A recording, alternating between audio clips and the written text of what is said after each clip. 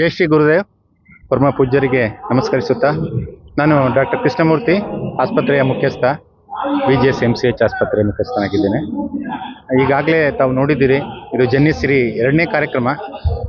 ಬಹುಶಃ ಮೊದಲನೇ ಕಾರ್ಯಕ್ರಮಕ್ಕಿಂತ 2 ಪಟ್ಟು ಹೆಚ್ಚು ಫಲಾನುಭವಿಗಳು ಇವತ್ತು ಬಂದಿದ್ದಾರೆ. ಅದೇ ತೋರಿಸುತ್ತೆ ಏನು ಅಂದರೆ, ನಮ್ಮ ಮೇಲೆ ಜನರು ಇಟ್ಟಿರುವ ನಂಬಿಕೆ.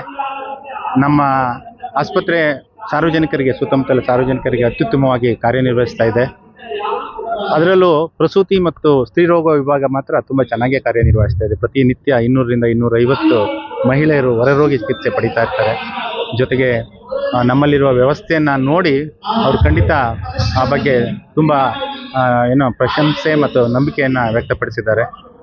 ನಾವು ಈ ಕಾರ್ಯಕ್ರಮದ ಜೊತೆಗೆ ಅವ್ರಿಗೆ ಕೆಲವು ಎಜುಕೇಷನಲ್ ವಿಡಿಯೋಸ್ ಕೂಡ ತೋರಿಸಿದ್ವಿ. ಮತ್ತು ನಮ್ಮ ಎಲ್ಲ ಮುಖ್ಯಸ್ಥರು ಸುರಕ್ಷಿತ ತಾಯ್ತನಕ್ಕೆ ಬೇಕಾಗಿರುವಂತಹ ಎಲ್ಲ ಮಾಹಿತಿಯನ್ನು ಕೂಡ ಈ ಸಂದರ್ಭದಲ್ಲಿ ತಾಯಂದಿರಿಗೆ ತಿಳಿಸ್ತಾ ಇದ್ದೇವೆ.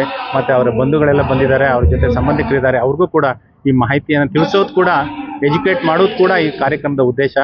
ಅವರೆಲ್ಲರಿಗೂ ಈ ಸಂದರ್ಭದಲ್ಲಿ ನಾವು ಹೊಂದಿಸಲಿಕ್ಕೆ ಇಚ್ಛೆಪಡ್ತೇವೆ. ಜೊತೆಗೆ ಪ್ರತ್ಯೇಕ ಕೊಠಡಿಗಳಿದೆ. ನೀವು ಹೇಳಿದ್ರೆ ಆಶ್ಚರ್ಯ ಪಡ್ತೀರಾ, ವೆಯ್ಟಿಂಗ್ ಲಿಸ್ಟ್ 50ವರೆಗೂ ಹೋಗಿದೆ.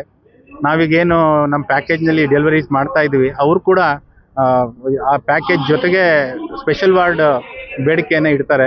ಸದ್ಯಕ್ಕೆ ಸ್ಪೆಷಲ್ ವಾರ್ಡ್ಗಳ ಸಂಖ್ಯೆ ಕಡಿಮೆ ಇರೋದ್ರಿಂದ ನಮ್ಮ ಈವನ್ ಜನರಲ್ ವಾರ್ಡ್ಗಳಲ್ಲಿ ಕೂಡ ನಾವು 2 ಬೆಡ್ಗೆ ಒಂದೊಂದು ಪೇಷಂಟ್ ಹಾಕಿ ಅವರಿಗೆ ಪೇಷಂಟ್ ಅಟೆಂಡರ್ಸ್ ಕೂಡ ಅವಕಾಶ ಮಾಡಿಕೊಟ್ಟಿದ್ದೀವಿ.